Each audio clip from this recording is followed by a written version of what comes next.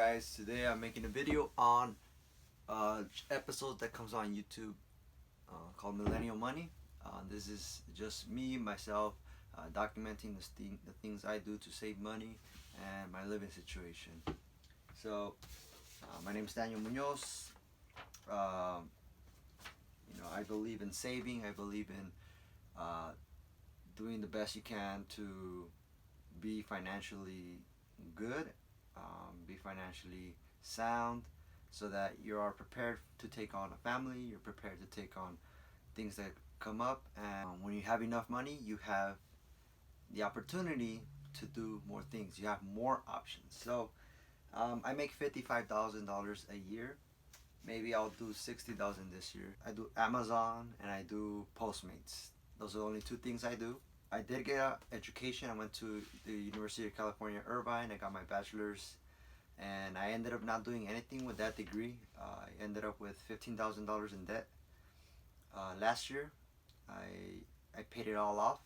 I made $44,000 doing just Amazon.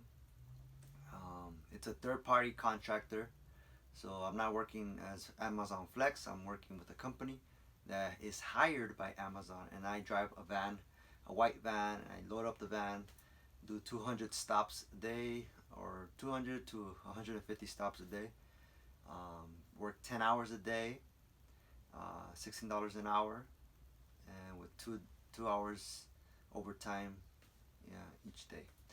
I work 6 days a week. I end up making about $3,200 after taxes. Some months are higher if I do a little even extra overtime, and that's just from Amazon. And then from Postmates, I can make $600 a month because I only do 2 hours a day after I do Amazon. So that's that. Last year I saved up $25,000. This year I'm on track to save $35,000. But last year I paid off $15,000 school debt and $9,000 of credit card debt. That was on purpose though. The credit card, not on purpose. I got in a car accident, had to pay for that. I used my credit card, and I bought a laptop, a MacBook Pro. Pretty big expense. Not something I'm proud of, but definitely it's okay computer. I'm using it for learning about how to invest in the stock market. Where I live in Irvine, California. It's a pretty expensive area, but it's possible when you have roommates. I live with 5 people. I live in the closet. This is a closet space, and you can see the water heater right there. And I pay $350 in rent, plus like $30 or $40 in bills. That includes electricity, water, internet, and other services. So I live by myself right here. Right there's my bed, as you can see, and it's a 2-bedroom and then this walk-in closet. I really try to be very strict on myself, on my expenses. I categorize everything. I try not to, go out and buy stuff that is unnecessary. So I make sure that I stay busy working, so that way I don't have time to spend on dumb stuff. I have a budget sheet in the internet, on Google Docs, and then right there I have a breakdown of my expenses. If anything changes, I change it right away. So why am I doing this? I'm doing this because I have a vision of being good at trading stocks. I have a vision of being a real estate agent. So I got my real estate license, and this year I still haven't done anything with it. The reason is because I had already set a goal to save $30,000 to $35,000 a year. And just for this year, and last year I had to pay off that, but this year I want to have $35,000 saved up. I will put it maybe in either a Roth IRA or an index fund or something that is safe and secure, that gives me 2% or more. That's something that combats the inflation. But I will also be actively trading it in the stock market.